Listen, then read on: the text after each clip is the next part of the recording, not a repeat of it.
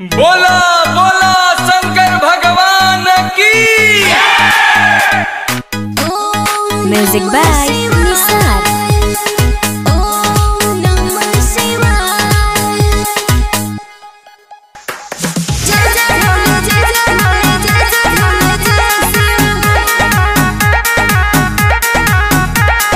छोड़ गई सावन भांग ले आई गौरा, मोरे मिठाई हमके दीही ना रौरा, मोरे मिठाई हमके दीही ना रौरा।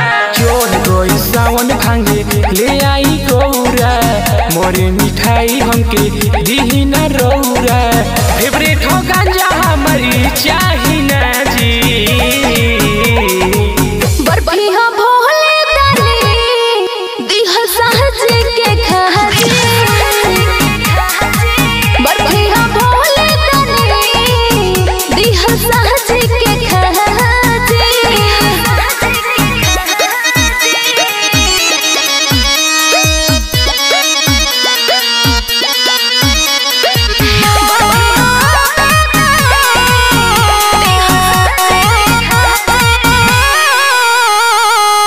दोसर चीज खिया के हमर मन न दुखावो, जाई के खेतवा गौरा भांग पतवा ले आवो, भांग पतवा ले आवो।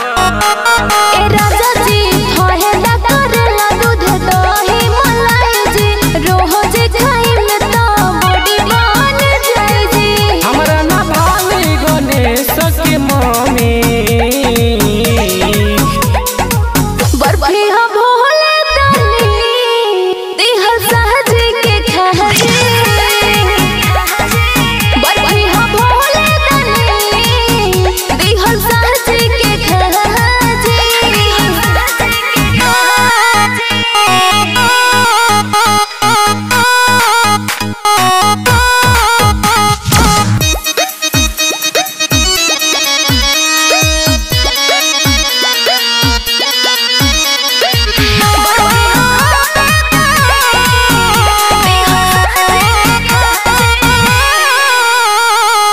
सावन में मिजाज जनी नरमी कर, खाली बचिला में गौरा गांजा जल्दी भर।